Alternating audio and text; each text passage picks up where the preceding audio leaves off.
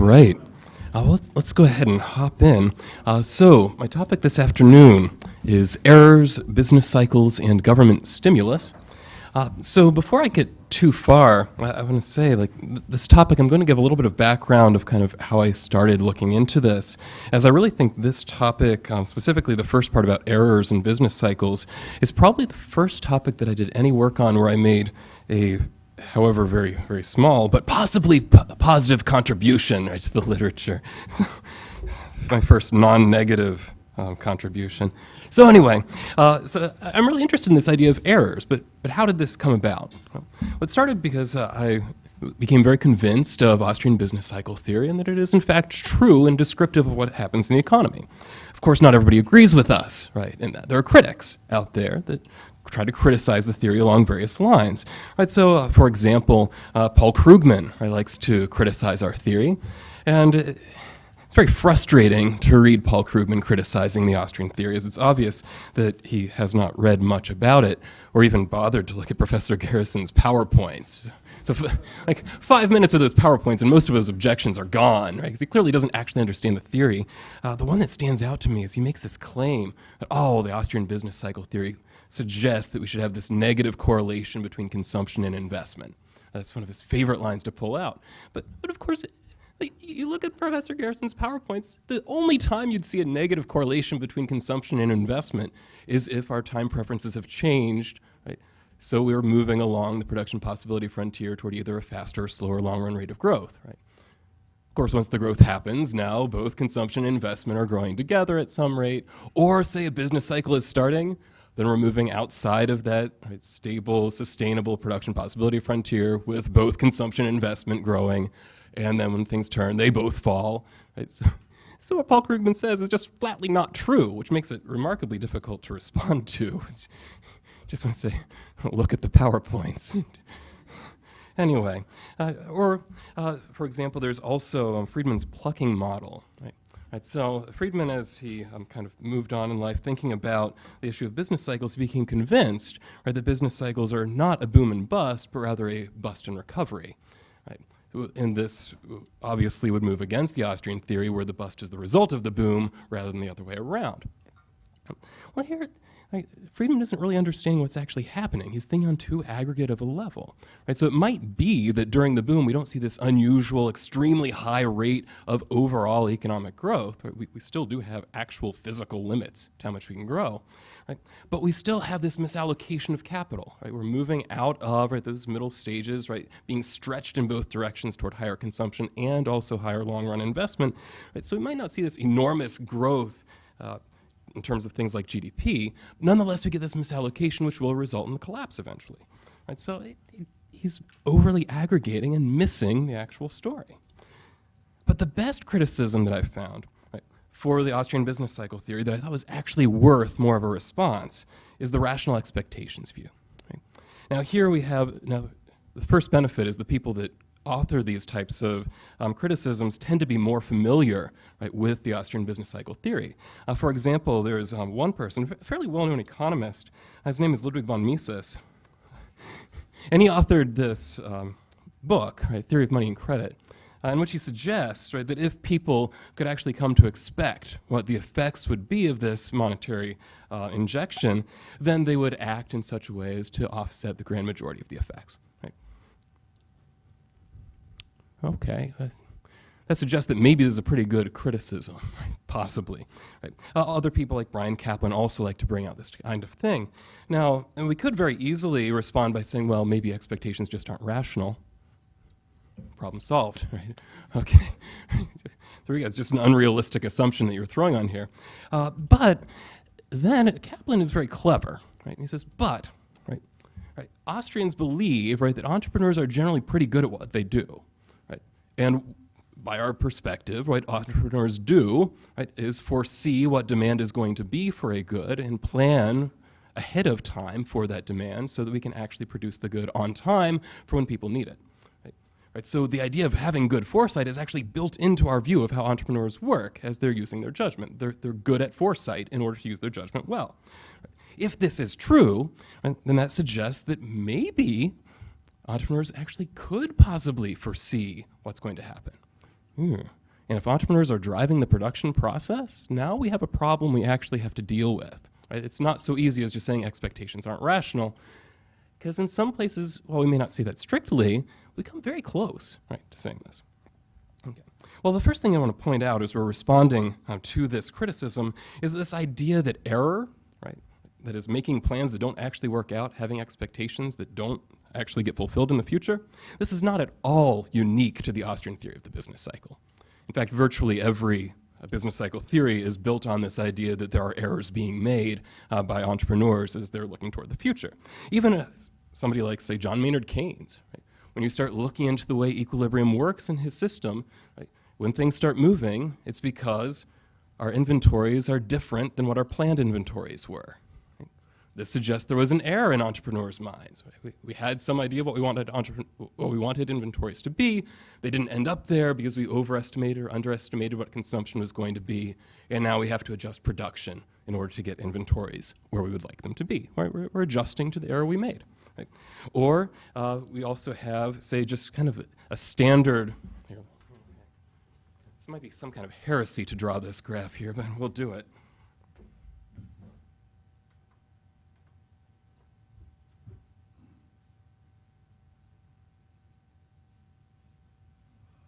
Oh.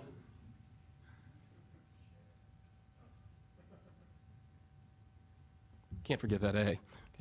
Or if we look at the standard aggregate supply, aggregate demand, the way that it is currently taught, we have this nice long-run aggregate supply curve in there. Right? And suppose that something happens, so there's an increase in aggregate demand for some reason.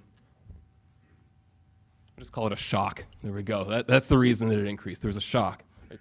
Maybe people were more confident for no reason. Okay? Right, so we have this increase in aggregate demand. Right? Oh, there we go. Now we get this boom, right? Price levels start going up. At the same time, we get a boom in the economy and real GDP. Right? Of course, then we know the story is, right, that once people realize, right, prices have gone up, right, we start asking for higher levels of wages. Right? Well, now the costs of production are increasing, right? As a result, suppliers find it not actually worthwhile to produce anymore as their costs have gone up, right? So they fall back, right, toward that long-run aggregate supply point. Okay. Now, the observation of the new classicals was that if people have good foresight about what prices are going to do, right, then as aggregate demand is increasing, right, moving to the right, aggregate supply will simultaneously, right, shift to the left. So we don't actually get a boom in the economy whatsoever. Right? So there must be something else going on, right? There's an error, right? The only reason we got this was that somehow prices rose without us realizing it and thinking to ask for higher wages along the way. Okay. Now I would note here, kind of the modern, I guess you might say, inheritors of this view would be the real business cycle theorists. Right? And the real business cycle theorist is probably one of the most ironically named theories out there, and I will admit I have certain sympathies for it, because I had a couple people that really advocate this view on my dissertation committee, and they let me pass. Right? It's one of the most ironically named because what they really are claiming, right, is that business cycles aren't really real. Right? Like, rather, there are these real changes that happen in the economy, and it's not necessarily cyclical. Right? Just kind of we in our own minds, we like to see patterns. Right? So, we had some kind of positive technology shocks. Now we're producing more. And then there's some kind of negative technology shock, and now we're producing less. And we interpret this, right, as being a boom followed by a bust and so on. Now, sometimes they do use things like the way that capital adjusts to these to get something more cyclical out of it, right? But still, when you look at what is happening here, what was it that started that? This positive technology shock and this negative technology shock. Well, this is an error, right? We had this shock come along that people did not foresee, right? There's this assumption, right? These shocks have some kind of distribution. The distribution centers around 0 or 1, right, depending on how you want to formulate this thing. And we expect, right, things to be average, because on average, things are average. Of course, we never actually experience in any particular day the average day, right? So we're shocked every time. Oh, wow, things weren't actually average today. This is amazing, right? You know, I know that the average height for people is 5'10", so for males in America, but it's amazing how few people I meet that are actually 5'10". It's so weird, right? It's okay, so we're shocked all the time, right, in these models, and it's these shocks that are resulting in what we at least interpret as business cycles. Okay, Right, so error, being a part of business cycle theory, is not unique to us. Right? But let's look a little bit more deeply into exactly how does error play out, what is kind of the Austrian view of how errors play into explaining the business cycle, and then we'll get into what implication does this have for things like if we want to stimulate the economy in the course of a recession. Right, so here when I look at the role of errors in our business cycle theory, I do want to recommend a paper that I'm going to disagree with on some points, or rather going to ignore on some points. That's Guido Holzmann's General Theory of Error Cycles. Right? In this paper, I read it, and when I read it, I was very, very impressed, right? And then I went on and did my research, totally ignoring what Dr. Holzmann said, right? Holzmann suggests, right, that we can break kind of the way that error is treated in Austrian approaches into kind of two different ways, right? One is what he calls the consequentialist theory of error, right, where we see that there are conditions that lead to error, so error is a consequence of things. And then there is Holzmann's theory, which I don't know that he would claim it existed before him, right, is the essentialist view of error, which is that if we really believe that economics should be based on an analysis of human action, right, well, we never plan for error, right? So error is never a part of the end we are shooting at. Gee, I really want to make an error, is kind of his claim. It rather is just something we have to accept as a given, right? So it's just something that will show up occasionally. So we should just take as given that errors will happen. And then what we can do as economists is, for example, we can analyze institutions, right, to see if they may be inherently erroneous, that is, that they will not possibly achieve the ends that they are shooting for. And he lays out a few different institutions that would apply to, right, things like fiat money, things like fractional reserve banking, right, and so on. Okay. Right, so he kind of suggests we shouldn't go down this consequentialist path. Right? So I'm going to go down this consequentialist path. Okay. All right. Right. So in Austrian business cycle theory, right, business cycles are really driven, right, by this cluster of errors. Right? We're all making, right, these errors in our investments. Right? We're investing at the wrong place in the production structure based on what is eventually going to make sense. Right? Now, the reason this happens, as Professor Garrison explained, is that when we have credit expansion, in effect, our interest rates are lying to us. Right? So as investors trying to decide what I want to invest in, now interest rates are very low. It makes sense for me to undertake very long structures of production. Right? Now, normally, this would be the case if savings are high. Savings are high, interest rates fall. Right? With the credit expansion, though, savings aren't actually high. In fact, they're less than before, exactly as Professor Garrison described. So people are trying to consume more at the same time as we're trying to invest more, and this creates an issue. Right? And so one way that we can think of this, I really like Mises's parable here regarding the home builder. Right? So he kind of imagines, right? So suppose you have a home builder building this housing development, right? And there's a certain stock of resources available. And there's somebody in charge of keeping track of, say, how many bricks we have. Right? So the home builder goes to the person in charge of the brick inventory and says, well, how many bricks do we have? And he gets some number, right, from them. Say, okay, well, in that case, I know that I can build, say, 10 houses, right, in this development. And start building these 10 houses. Right? Then it's discovered that as they have built, say, the first story of each of these houses, they're planning to be at least 2 stories tall. They find out they actually don't have as many bricks as they thought. This is going to be an issue, right? Because physically, we don't have the resources to finish what we were planning. Right? We are trying to do more than our sustainable level of resources would allow. Right? So in that case, what do we have to do?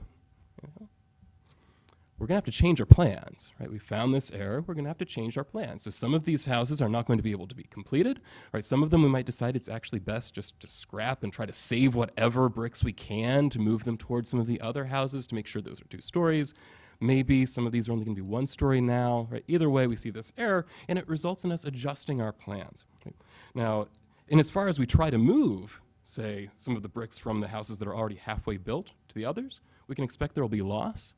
And it's very difficult to disassemble a brick house and not lose anything in the process. Right? I've not tried to do it myself, but I'm going to trust this is the case. Right? Whenever I've seen buildings torn down, we tend not to end up with very nice, neat, orderly piles of bricks. Right? It's very broken up, very hard to use in the future. Right? This is kind of capturing the fact that we can't just easily move capital from one stage to another. Right? Once we've started using it for something, it becomes somewhat specific toward that particular use. And that makes it very difficult, right, to move towards something else. This is going to be a very important part of our story. Okay, so this is where error comes in. We're investing in the wrong things. Right? The things we're investing in, though, are somewhat specific, which means when these errors are revealed and we have to adjust, we're going to lose something in the process. Okay. Right, so how are we going to explain these errors happening in light of the fact that generally entrepreneurs are pretty good at what they do? Right? So now we could just say that foresight is hard. Right? In particular, foresight for business cycles is hard. Right? Seems like macroeconomists, who you'd think it's a hard job to predict business cycles, don't always do it very well. Right? Well, if this is the case, right, it might be that somebody that, say, is a home builder, they may be very good at predicting, say, on average, what the demand for houses will be, but that doesn't mean they can predict the overall state of the economy. Right? These are two different, connected, but different things. Right? So maybe foresight is specific into a particular area, whereas macroeconomic foresight is very different. It's not actually the same skill, right? So this is possible. Okay. So that's one possibility.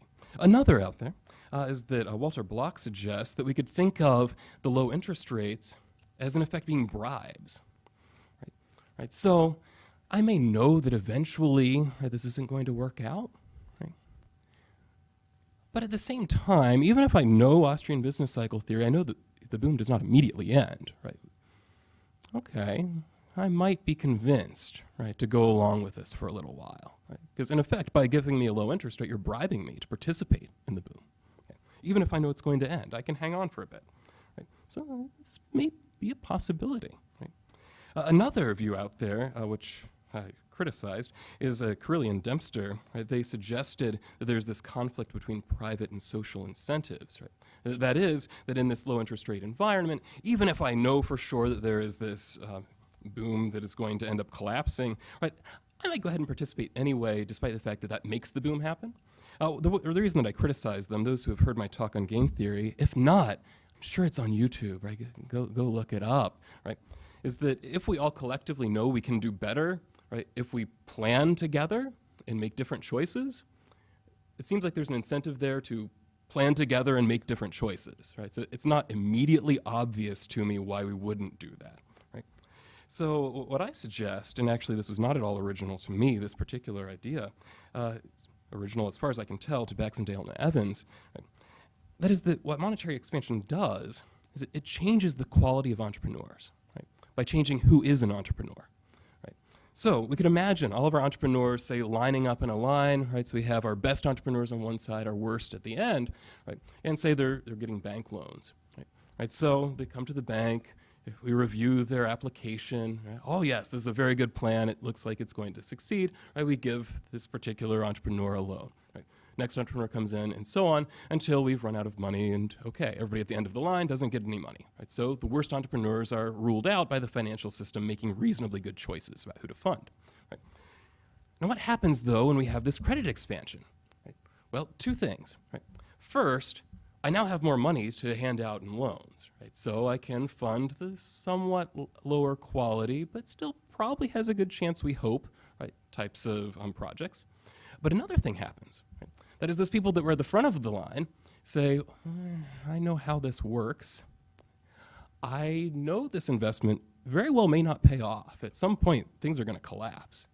So I'm not going to stay in the line, right? So they just abandon the line, right? So of this line of people, we've lost the people at the front, right, that have decided they would rather wait for the crash, right, and pick things up there, right?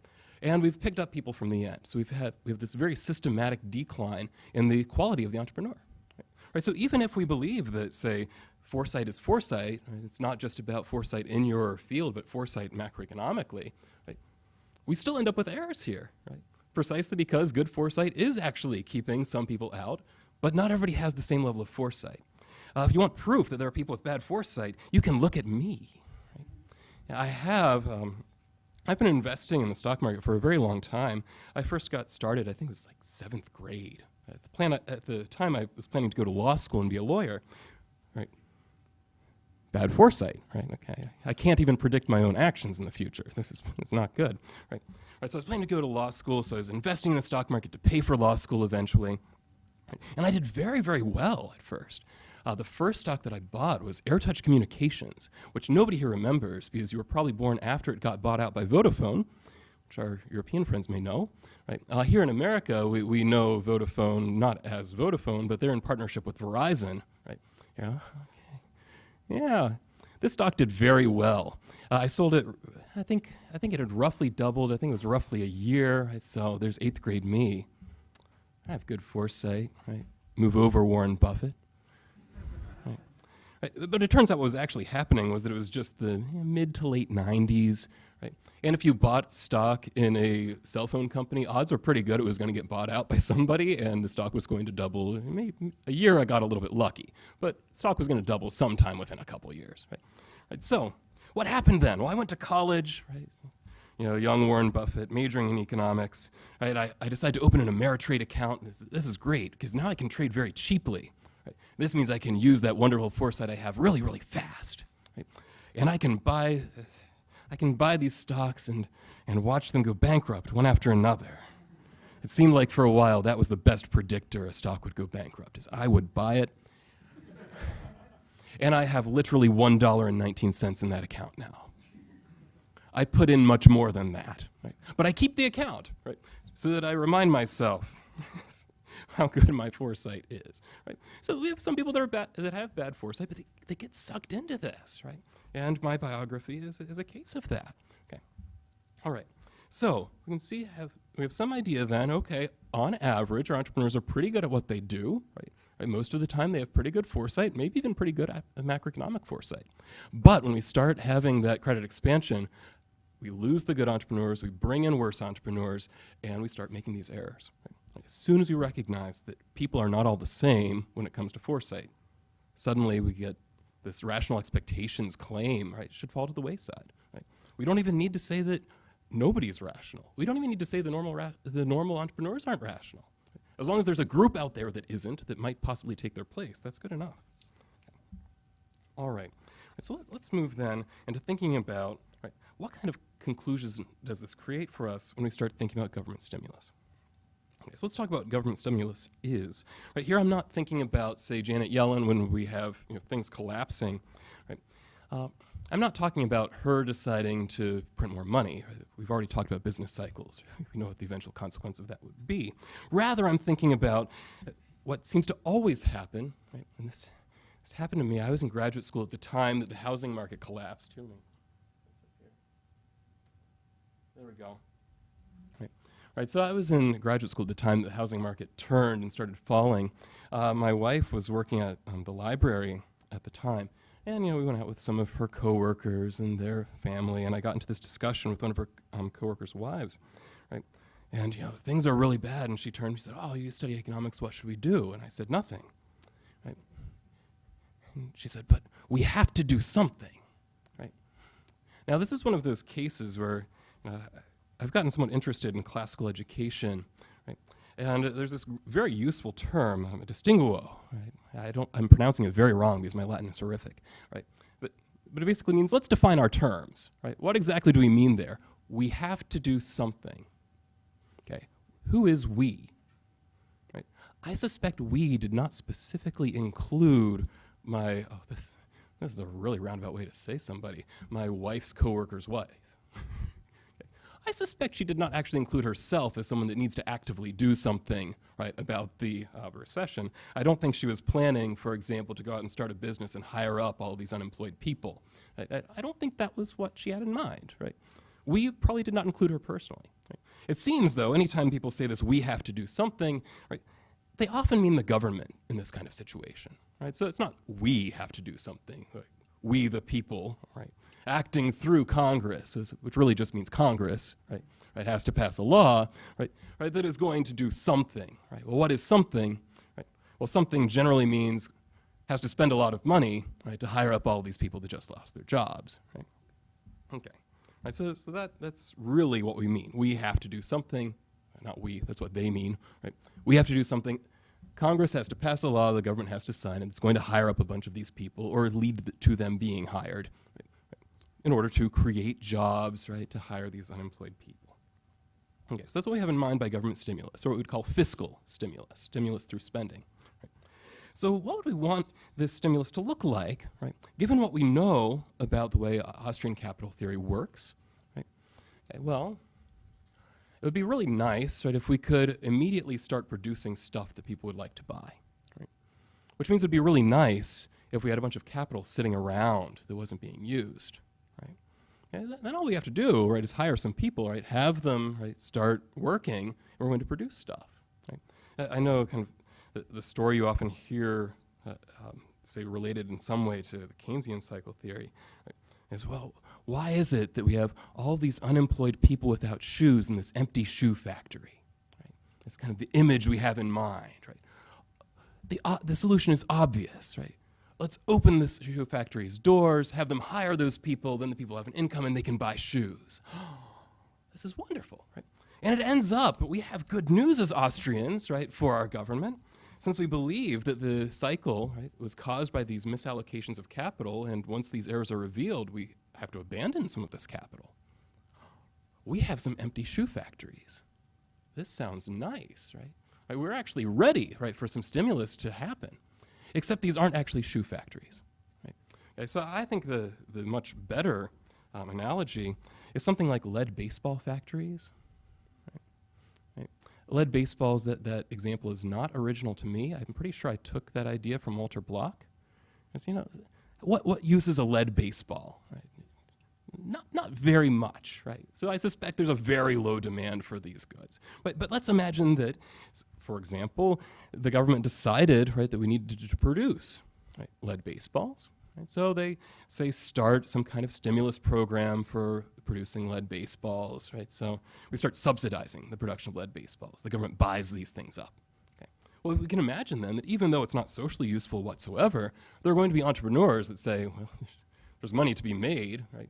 The government will hand it to me. I'm going to start producing lead baseballs. I don't care if they sit in a government warehouse somewhere forever. I can spend this money as well as anything else, right? So we start producing lead baseballs. I would suggest that all that misallocated capital that we had during the boom is basically the equivalent of these lead baseball factories. Right? Now, some of it we might be able to reallocate to something else. Okay, right? We'll grant that. Right? But some of it is going to be very specific. And if we want to bring that capital back into production, we're going to have people produce those things, right, that we're planning to be produced. Right? Now, you actually hear, although maybe you didn't hear, you may not have been paying attention at the time, it was 10 years ago at this point. Right? Right? When we hit, up here we have, this is the housing prices, so we can see very clearly where the housing boom happened and collapsed. Right around the time that the housing boom was collapsing and the economy was falling apart. Right? Okay, we have to do something. Right? All right, so what should we do? Well, we really want to fund shovel-ready projects. Right? That was the phrase, right? Okay. It was also around this time, shortly thereafter, that one of my favorite phrases from President Obama got spoken. Right? We need to repair our crumbling roads and bridges, right? Which, as someone who has visited countries that are not as wealthy as the U.S., calling our roads and bridges crumbling, I've been on much worse. Okay, but anyway. It might be that I just live in a nice area of the U.S. I don't know. Okay. Right, so that's what we're going to do. We're going to look for shovel-ready projects. Right? That is where we've already made some investments, right, in the planning. Right? So really all we need is the funding for these projects. It just so happens that a lot of state governments have just sitting around waiting for funding, things like infrastructure projects we want to do. We want to build roads and bridges because if we don't, who else will? Right? So that's what we have ready to go. Right? We've done actually the earliest stages of production here would be the planning. Right? Okay. So we've done those early stages of production. These plans are just sitting there. Right? They're shovel ready. All we have to do is put the shovels in people's hands, and we can start doing the excavation, start doing the construction. We're good to go. Okay. All right. So what do? We fund shovel ready projects. Right? This makes perfect sense. Right? We're using the capital that has already been accumulated. Right? But what does this end up doing economically? Well, it creates lots of jobs, right? Oh, this is wonderful, right? In fact, it was estimated that these stimulus programs at the time were going to create something like 4 million jobs. Wow, 4 million jobs. Now, because I'm a human being, alien words start to get confusing, right? When you talk to an average person, they don't actually understand the difference between a trillion and a million, right? But because I'm an economist, I am actually used to these differences. Right. So 4 million, I start comparing. Like, okay, 4 million people. I come from Ohio. We have a population of about 10 million. Wow. Right. 4 million people is basically the entire workforce of Ohio, right, that is supposed to be able to be employed thanks to the stimulus. That's a lot of people. This feels like a pretty good program. If we really have these people that need work, sounds good, right? Of course, then you start looking at the cost. Well, it's 800 billion. Well, this doesn't sound that bad, right? 800 illion divided by 4 illion? That's like 200 apiece? 200,000 apiece? Okay, now suddenly it feels a little bit different, right? I have my doubts, right, that these 4 million people are making $200,000 each in these jobs. If they were, I'm in the wrong field, okay, right? So the first reality we have to recognize, right, is that the stimulus program, or this money that's going to create jobs, is not actually all going to the people it's supposed to help, right? There's other things that have to be done. Because we recognize that if really all we did was take this $800 billion and divide it by 4 million and hand $200,000 checks, right, to these 4 million people who are previously unemployed, we're not going to produce anything, right? Okay, we could actually have a very similar program in terms of creating jobs and also expense if we paid them $200,000 a year to sit at home and watch YouTube cat videos, right?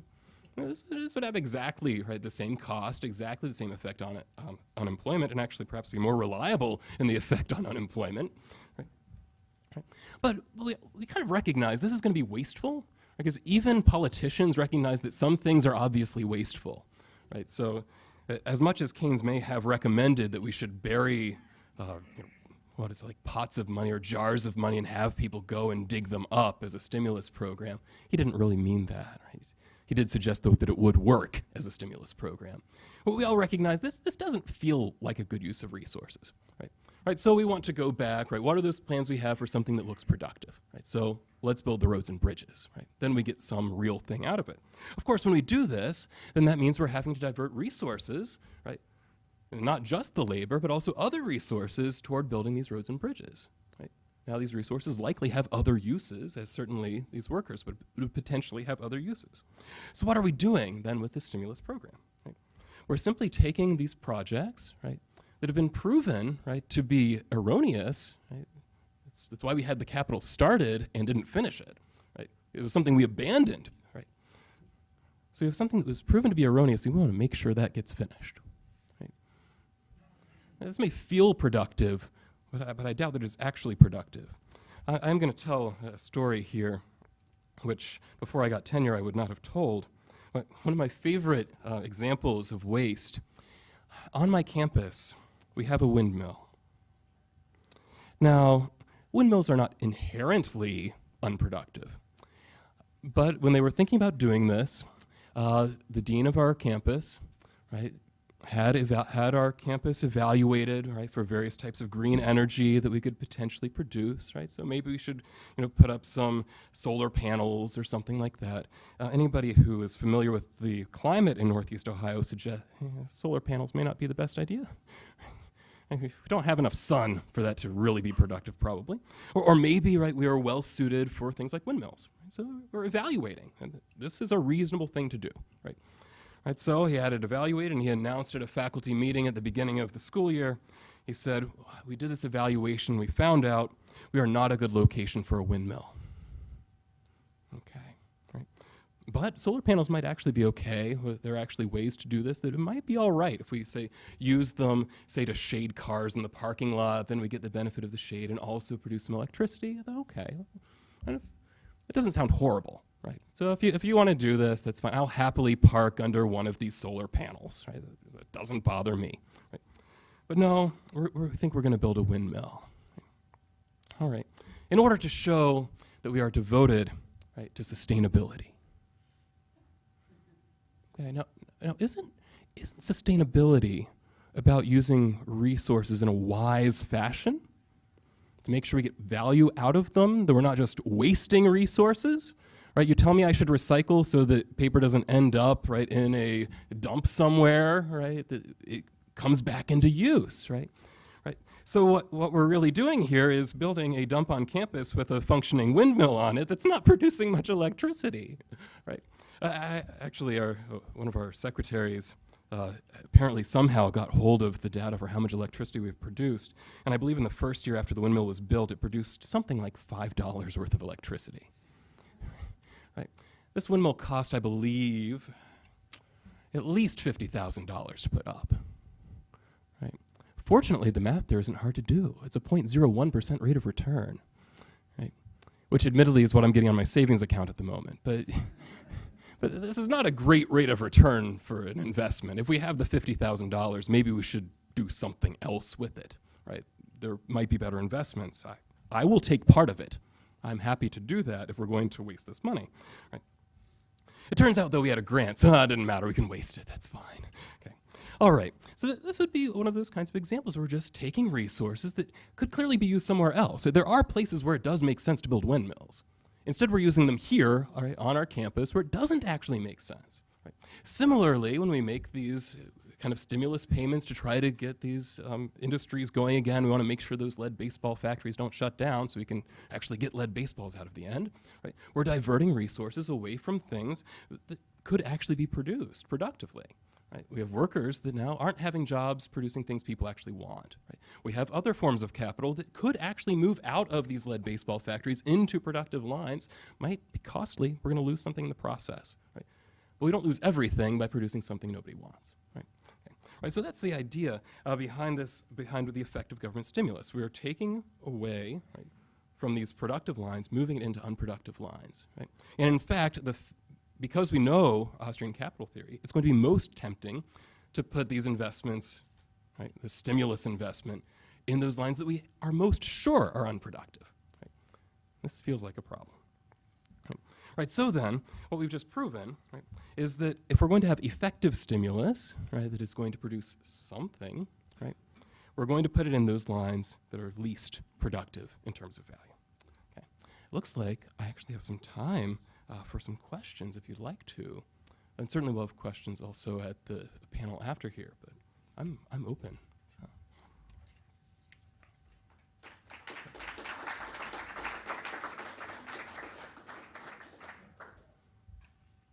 Yes, sir. I always thought a really valid objection to capitalism when he talks about why Mm-hmm. entrepreneurs figure it out. Well, the answer Mm-hmm. kind of is, well, some of them did, and they got out and shorted the market, so it's not Right. really not even looking at what actually happened. Right. Yeah, exactly. Here I like to point to somebody like Peter Schiff, for example, right, where he tells the story. We were hitting fairly close, right, to the peak, right, and of course he's appearing on news programs warning that we have this housing boom that's going to collapse and all of that. But he's also making decisions in his own personal life, which he relates in some of his books, where he was looking at potentially buying, I think, a condo or something like that. I think he lives in California, maybe. But where he was looking, right, he was looking at these purchasing, right, some real estate. But he found out that he could much more cheaply live across the street, right, get a bunch of amenities in this very nice apartment complex. Right?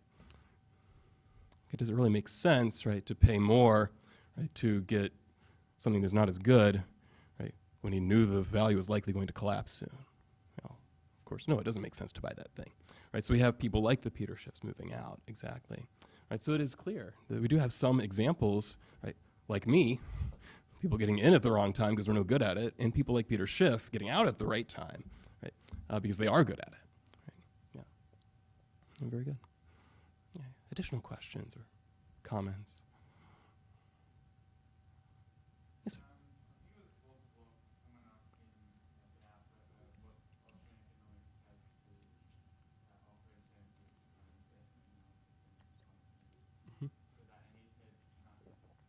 Mm.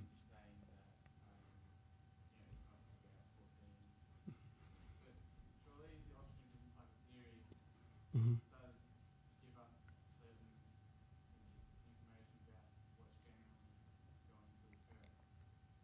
Right.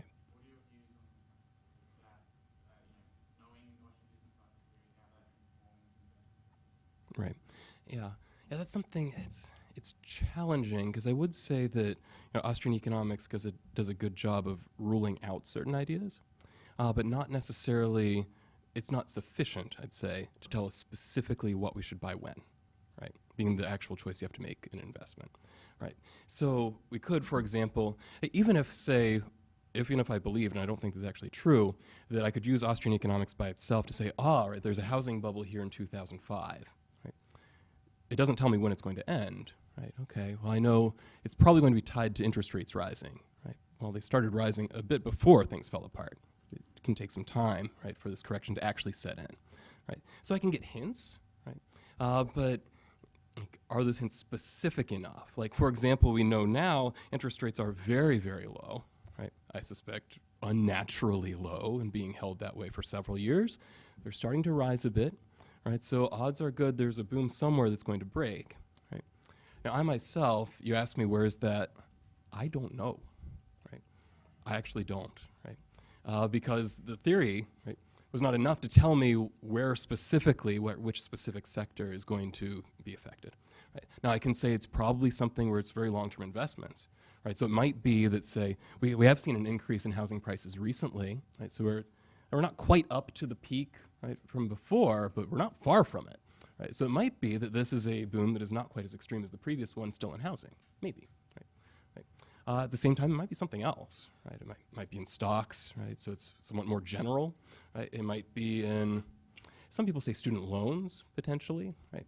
I don't believe that because I have an interest not to believe that. I believe in wishful thinking, and I'm going to hold to it because I feel better that way, right? So maybe that's it, right? So I think that's it. That it does help you narrow things down somewhat, right? So it's you're probably not going to get enormous booms that are they're in the middle of the production structure, right? Or maybe close to the end because you start running out of resources faster there, maybe, right? Look toward the long investments, but which specific ones is not at all clear, right? So you have to use some entrepreneurial judgment as well. So I guess it's, to draw an analogy, which I know that Dr. Dorbot says is a bad idea, and I agree, but I'm going to do it anyway, right? Learning physics may make you somewhat better at throwing a frisbee, but it doesn't teach you to throw a frisbee, right? Right, so, okay, understanding the principles from Austrian economics and Austrian business cycle theory may lead you to take a better approach, right, as you are making investments, right? But it doesn't tell you specifically what you need to do to make good investments, right? There's a certain amount of entrepreneurship or judgment that needs to come in, just as there's physical skill, right, with throwing things like balls and frisbees, right, that physics alone doesn't provide. Yeah. Okay. That's a very good question. Yeah. Mm-hmm. Kind of piggyback off of that, Mm-hmm. I would say, wouldn't it also kind of go back to the goal of the field, whereas for Right. Austrians the goal is just understanding, whereas for the mainstream the goal is prediction. Right. That's not our goal. Right. Yeah. I think that is a good point. That we do have a difference in goals, where, as Austrian economists, we really think of ourselves really as scientists trying to understand what's happening. Right. Like what are the general principles? But as investors, so you're much more interested in prediction, right? In what is actually going to happen in the future. That's very important to you as an investor or entrepreneur, and that's something Austrian economics. It's not really our goal. Right? We may help you along with it, but being able to do that is not really our goal. Yeah. Mm-hmm. Yes, sir. There's two books about this. One by Fitzner, The Tao of Capital, and then Mhm. one third one is how to contribute to, which is called Austrian School for Investing. Oh, sure. So interesting one. Yeah. So there we go. Some resources to look into. Excellent. Okay. I think we have time maybe for one more question. Or not, as the case may be. All right. That's so. Have a good one. Thank you.